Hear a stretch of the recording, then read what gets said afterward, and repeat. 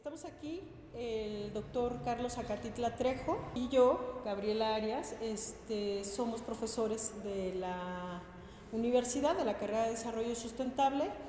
Queremos decirles que estamos nosotros en la universidad, parte de nuestro salario es hacer vinculación comunitaria, ¿no? Entonces, esta acción es una acción que corresponde a nuestra obligación como docentes, ¿no? Voy a intervenir con unas 3 láminas nada más y después ya interviene Carlos Acatitla con lo que trae preparado. Bueno, ¿por qué es importante? Yo creo que varios ya han escuchado el tema de la agroecología porque pues ahora está muy en boga y hay muchos programas gubernamentales relacionados con la agroecología o con impulsar la agroecología o con lo que ellos creen que es agroecología, ¿no? Bueno, la agroecología en todo caso entonces provee principios ecológicos básicos para estudiar, diseñar y manejar agroecosistemas, que nos estamos refiriendo a las parcelas, básicamente, aunque también puede trabajar temas en recursos naturales como los bosques, ¿no? Que sean productivos, que conserven el recurso natural, que sean culturalmente sensibles, que sean socialmente justos y económicamente viables. Esto es muy importante. ¿Por qué? Porque uno puede pensar que una práctica agroecológica es cara o un producto orgánico cuando lo compramos pues es caro, ¿no? A diferencia de uno que no lo es, pero en realidad la agroecología lo que plantea es ser culturalmente pertinente porque nadie más conoce el espacio donde estás produciendo más que tú mismo, de tal suerte que me sea económicamente viable, ¿no? Pero que además conserve el recurso, ¿no? Que conserve mi suelo, que conserve mis semillas, mis procesos productivos, mi conocimiento también, ¿no? Y que sea culturalmente pertinente. O sea, yo creo que podríamos extrapolar alguna práctica agroecológica de Brasil, pero no sé si sea culturalmente pertinente, ¿no? Si realmente sea prudente, pues, ¿no? Porque a lo mejor tal planta ni siquiera existe acá, ¿no? Entonces te implica, como por ejemplo el NIM, ¿no? Que es una planta que es muy cotizada para el control de plagas, es muy eficiente, etcétera, pero no es nuestra. Y entonces hay que traer los productos, comprarlos o traer la planta y tratar de adaptar, ¿no? Y eso se vuelve una locura, igual que el tema de los agroquímicos, ¿no? Yo le decía hace rato al compañero, ¿cuál es tu nombre? Luis. Yo le decía a Luis, mira, el tema de la revolución verde o lo que conocimos como esto de los agrotóxicos o de los agroquímicos fue, tienes un problema, vas a la tienda y le dices tengo esta plaga y ¿qué hacen? Pues te dan el producto, punto, se acabó. Pero jamás tuviste tú la posibilidad de observar ese problema como algo más complejo y saber idear, experimentar algunas respuestas, ¿no? Nos quitaron la posibilidad de observar, nos quitaron la posibilidad de experimentar y eso era algo que antes era muy vigente, ¿no? O sea, la gente sabía cosas. Por ejemplo, me dicen, el tema chocho es el gran tema, ¿no? Es un problema serio, etc. Que tienes que observar y que esa capacidad no la quitaron, pues, ¿no? Cuando nos dijeron producto. Y ahora, pues ni el producto controla el chocho, ¿no? Pero es una verdad histórica. Para poder sembrar, la gente observaba. Todavía hoy la gente dice, va a llover, no va a llover, va a ser esto, va a ser... Todavía, aunque ya no le atine por el cambio climático, pero todavía tiene ese interés, esa intuición, la gente adulta. Tenemos que recuperar nuestra capacidad de observar y tenemos que recuperar nuestra capacidad de manejar nuestros procesos en nuestro territorio como autónomos, ¿no? Autonomía. Dicen los agroecólogos, soberanía energética, soberanía tecnológica y soberanía alimentaria. O sea, tenemos que nosotros hacernos cargo de nuestros procesos también técnicos y eso implica observar. Viene Carlos Acatitla. Antes de que Juan existiera o estuviera aquí en estas áreas, pues había una cadena trófica en la cual todo mantiene un equilibrio. O sea, si hay exceso de roedores, pues ¿qué provoca? Que haya exceso de zorros, de coyotes, para controlar las poblaciones. Si hay exceso de agua, que llega una población y la controla, la minimiza, para estar en equilibrio. Pero llegó el hombre y ¿qué pasa?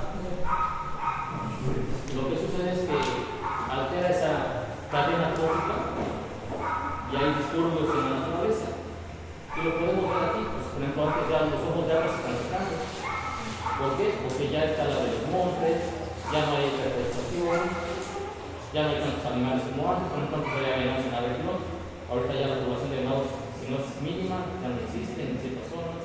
El hombre maneja a las especies a su conveniencia, ¿verdad? Un ejemplo es el maíz. El ancestro del maíz es el teocincle, que es un pasto.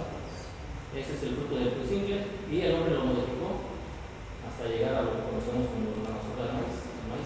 Ok, bueno, la Revolución Verde empezó en la Segunda Guerra Mundial. ¿Por qué? Porque Estados Unidos necesitaba países que proveyeran de alimento. Todos sus muchachos, las personas que producían alimentos, fueron a la guerra. Entonces ellos tenían que consumir y los soldados también. Entonces, ¿qué hizo? Bueno, a ver, tú, México y todo Centroamérica, yo te voy a proporcionar la tecnología para que produzcas alimento en exceso y me los puedas vender. Así mis soldados están en la guerra, no me preocupo de qué vamos a comer. ¿Sí? Pues por eso la tecnología la pasaron a los países del tercer mundo. O sea, no es tecnología de nosotros, eso siempre fue de Estados Unidos. Estados Unidos fueron los que propusieron puros insecticidas, los herbicidas, los pesticidas para mejorar o aumentar las producciones en menor tiempo también. Ya estaban en el paquete tecnológico, decían aquí está la semilla, aquí está el herbicida, aquí está el insecticida, aquí está el fertilizante. ¿Sí? Entonces fue la Segunda Guerra Mundial. ¿Con qué? Con esto de intención de un máximo de producción. Precisamente para eso, para que hubiera exceso de alimento en los países, decir, yo estoy produciendo el doble de maíz de lo que necesita México. Pues el excedente te lo vendo aquí a Estados Unidos. Y Estados Unidos gustoso decía, pues véndemelo y ya lo tengo para alimentar. Es lo que les decía, pues aquí nos dieron variedades mejoradas. Las variedades mejoradas no significa que sean transgénicos, hay que decirlo, Una variedad mejorada no siempre es un transgénico. Para que no tengan ese miedo, porque muchas veces dicen, es que es un transgénico, no es cierto. Una variedad mejorada puede ser lo que dice Gaby. Cuando hay exceso de sequía, se van seleccionando esas semillas año tras año, después de X tiempo, 10 años que se hacen el maíz, ya la semilla seleccionada ya es una nueva variedad, una nueva línea. Entonces, ya la semilla de por 10, 20 años que resistió la sequía, yo te aseguro que va a sobrevivir la sequía, entonces ya lo venden en zonas donde hay escasez de agua. ¿Qué pasó con la Revolución Verde? Como lo comentaban antes había huertos de traspatio en los cuales mezclaban maíz, calabaza, chile, quizás algunos frutales. Pero con la Revolución Verde, ¿qué dijeron? Bueno, vamos a sembrar una sola cosa porque va a ser más fácil cosechar, va a ser más fácil mecanizar. Con la Revolución Verde, ¿qué se hizo? Que explotáramos el uso de fertilizantes sintéticos. Las fuentes de agua, se crearon nuevas presas, nuevos sistemas de riego. Aquí en esta región yo lo he visto, pero por ejemplo en el Valle de Apatzingán están los canales de riego a donde quieran morir, que parecen ríos. Ahorita están cambiando por pozos artesanos, pozos profundos. La tierra también es un ser, se considera vivo, pero a la vez inerte. ¿Por qué? Porque tiene una cantidad de nutrientes también finitas, es decir, se acaba. Y por ejemplo, pensemos en el cultivo de maíz. Cuando ustedes están produciendo maíz, ¿qué aprovechan? ¿Qué sacan de la mina? Aprovechan la mazorca. El rastrojo se lo llevan para el ganado. ¿Y qué dejan para el suelo? No dejan nada. Entonces, ciclo tras ciclo es lo mismo. ¿Y qué estamos haciendo? Sacando todos los nutrientes del suelo y no estamos aportando nuevos nutrientes. Por eso es importante lo que dice la maestra Gaby, hacer las compostas e incorporarlas al suelo. ¿Por qué? Porque le están metiendo nutrientes. Esto también, cuando hacemos un sistema simplificado, es decir, monocultivos, ¿qué pasa también? Estamos seleccionando a los insectos, a los roedores, a toda la fauna que está asociada a ese cultivo. ¿Por qué? Porque antes tenías muchas plantas de donde otras especies de insectos, de roedores, más de aves, hacían uso para alimentarse, para cubrirse, para hacer hábitat. Y ahora nada más tienen, por ejemplo, trigo. ¿Y quiénes van a vivir ahí? Pues no están asociados al trigo. Entonces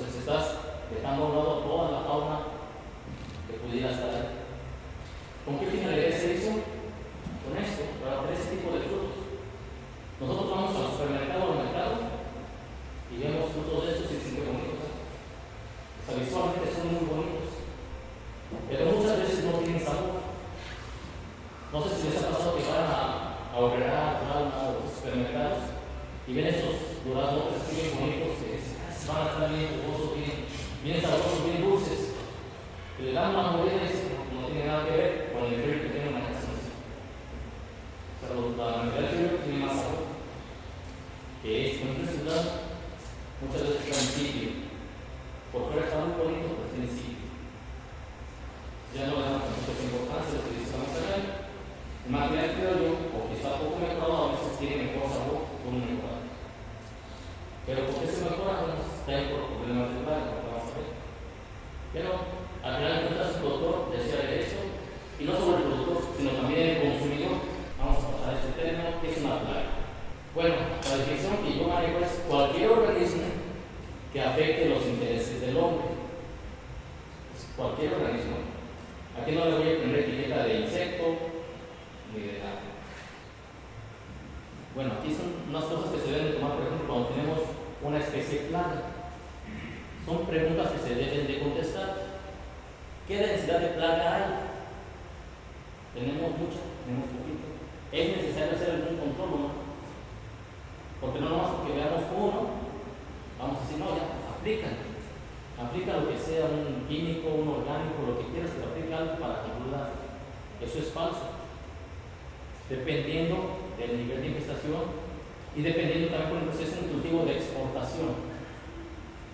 Hay muchas plagas que los países que nos compran los productos no las tienen. Y con un solo individuo que encuentren en el embarque, va todo para atrás. Otra pregunta que hay que hacer sin contestar es ¿cuántos insectos causan cuánto daño?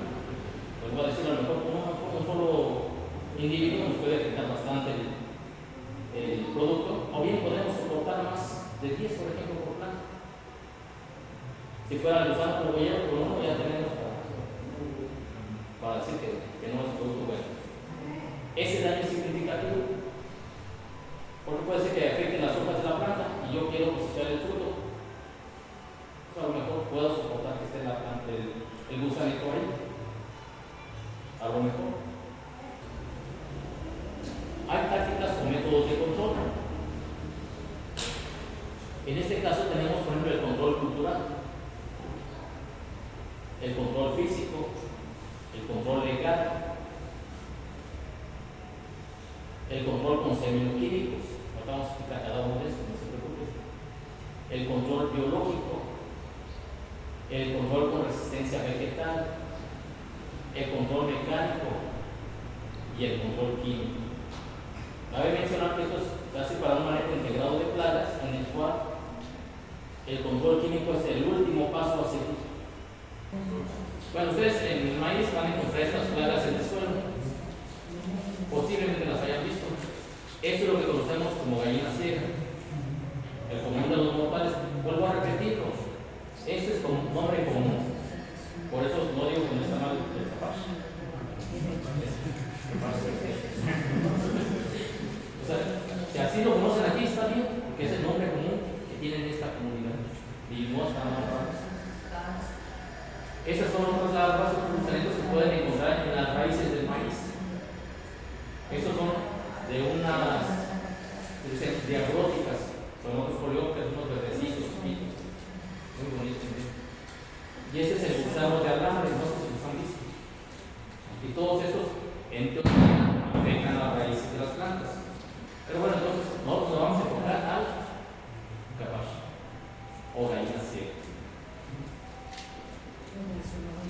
Son cerca de 600 especies de coleópteros que podemos llamar gallina ciega. Pero eso es un complejo, o sea, no es una sola especie. Son 600 especies. Bueno, se ha reportado como plaga en más de 40 cultivos alimenticios, o sea, es algo de importancia. El ciclo es variado, puede ser de 1 a 2 años. ¿A qué nos referimos con el ciclo biológico? El ciclo es huevo, el adulto, la hembra, pone el huevecillo en el suelo, al pie de la planta. De aquí salen las larvas, o sea, la gallina ciega, y están en el suelo y se mete cada vez más profundo. Y sale en épocas de lluvia porque es como un aviso a la plaga de que, bueno, al insecto, de que ya está protesta la tierra para que salgas. Por eso es que se ven más en tiempos de agua. Como lo comentó la maestra Gaby, Las plagas es mejor prevenirlas estructuradas, ¿verdad? Si tenemos forma de prevenir, es mejor que aplicar algún correctivo fuerte. Entonces vamos a ver algunos métodos de control de la gallina ciega. Tenemos el control biológico. Si recuerdan que el control biológico hace uso de organismos para el control de los organismos plagas. Entonces en este caso se han hecho estudios. Hay una avisquita, por ejemplo, no me acuerdo del nombre científico, es una avisquita verde con franjas negras y sobre todo en las zonas con pasto, vemos ahí la avisquita y se mete al pasto. Esa avisquita está buscando a gallina ciega, la larva, y entra, pone un huevecillo dentro de la larva, se sale, y entonces eclosiona el huevo de la avisquita dentro de la gallina ciega y empieza a comérsela por dentro. Y en lugar después de salir un escarabajo, sale una avisquita. Entonces ese es control biológico. Lo que sí se utiliza más comúnmente, y ustedes lo pueden comprar también, es el hongo Bauberia baciana y Metarrhizium anisoplia. Bueno, en el caso de los hongos vacíos, las bacterias lo ponen más suavecitas y la pudren. Que también hay bacterias que se utilizan para el control de plagas. Hay hongos, hay insectos, hay depredadores. El control cultural, bueno, se recomienda hacer barbetos profundos para hacer lo mismo, para exponer estas larvas. Aparte de que llegan los depredadores, si les pega el sol, ustedes pongan una gallina ciega al sol y se muere. Entonces es un control también que se hace. El control químico, que no es lo que me gusta, pero tendremos que mencionarlo. Hay un producto muy bueno que es el Furadán, muy bueno, pero es muy tóxico. Y no contra el medio ambiente, sino contra nosotros. Ese es con una gotita que nosotros nos toque y ya vamos. Pero es un producto muy bueno para esta plaga. Si ustedes dejan rastro, están incorporando materia orgánica al suelo. Y lo que pasa es que la gallina ciega también se alimenta de materia orgánica. Entonces hay muchos estudios que dicen, deja rastrojo aquí en la parcela y la gallina ciega, aunque tengas mucha gallina ciega, se va a alimentar del rastrojo, no de las raíces. La gallina ciega sí lo que hace es cortar las raíces de la planta para tener que alimentarse. Pero si tiene materia orgánica, es decir, rastrojo, hojas, etc., en descomposición, ella se va a alimentar de eso. Y les comentaba también que hay nuevos estudios. Nosotros, o en mi época también, consideran a la gallina ciega como una plaga. Ahorita hay estudios, acabo de leer un artículo científico en el cual dice que la gallina ciega cumple otra función ecológica, que nos ayuda a airear el suelo. Al hacer las galerías en el suelo, está promoviendo también túneles en los cuales va a crecer la planta, la raíz de la planta, que está promoviendo la circulación del oxígeno. Entonces están viendo como el otro lado de la gallina ciega. Entonces, estos nuevos estudios también nos ayudan un poco a cambiar un poco la mentalidad, porque siempre pensamos es plaga, pero no vemos el beneficio del ecosistema. Sí, y es muy importante también este tema de para las plagas, lo que está comentando acá Titla respecto a la gallina ciega y respecto a la necesidad de tener materia orgánica. Entonces es este tema que traemos, pero es importante que se entienda que si la planta está bien alimentada, ¿no?, puede responder mejor a los organismos que pueden convertirse en plagas, ¿no? Entonces, por eso es que el suelo es tan importante y que tengan materia orgánica, ¿no? Entonces, traemos también el tema de la lombriz. Yo creo que muchos de ustedes ya han escuchado porque el programa Sembrando Vida trae mucho el tema de la lombriz o algunos otros programas, ¿no? Pero ahora la idea es que con la separación de orgánica que se tiene, que ya se está ubicando en un espacio, se pueda trabajar con la lombriz para poder obtener abono. Y ese abono puede ser útil para los productores, ¿no?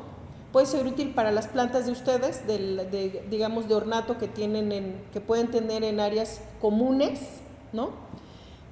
Yo les voy a pasar, digamos, para desmitificar que la lombriz se come las plantas, les voy a pasar un tarrito, traje las lombrices de la universidad. No es la lombriz que se ha estudiado en el mundo es la roja californiana. Esta es la ubican ustedes. Ubican esa lombriz, ¿cierto? Entonces, pero esta lombriz, la roja californiana, pues que la venden casi en 500 pesos, 1000 pesos cada kilo. Nosotros lo que hemos hecho es, tenemos la lombriz purépecha. Entonces, eso que ven ahí es la lombriz normal, que ustedes ya conocen, ¿no? Y es una lombriz que puede ser útil para el suelo, para justamente alimentar el suelo. Es un organismo muy importante porque, como decía, en el caso de la gallina ciega, en el caso de la lombriz no se comen las raíces, entonces no hay un riesgo de que se coman las raíces, y lo que hace son túneles que oxigenan el suelo, y además eso que ven ahí, bueno, lo que estoy pasando, es pura materia orgánica. O sea, esta materia orgánica que ustedes en su casa sacan de manera común, es la que se le da a la lombriz, y lo que obtienen es eso negro que está ahí, ha sido resultado de esto. No es tierra, o sea, bueno, es tierra pues, pero es resultado de esto. O sea, la lombriz transforma esto, y lo que hace, como podrán ver acá, lo que hace es convertir esto en eso negro que ven ahí. En algunos lugares del mundo le llaman oro negro, le llaman el oro negro, ¿no? Justamente por eso. Entonces, así, esa es la estructura de la lombriz, ¿no? También tiene mollejita, también tiene intestino, ¿no? Respira por la piel, y también lo que hace es sacar bacterias que normalmente son buenas para las plantas, ¿no? Ese es su huevo, el que está acá, es su huevo. Se le llama cocón, ¿no? En el mundo académico le dicen cocón. Son los cocones.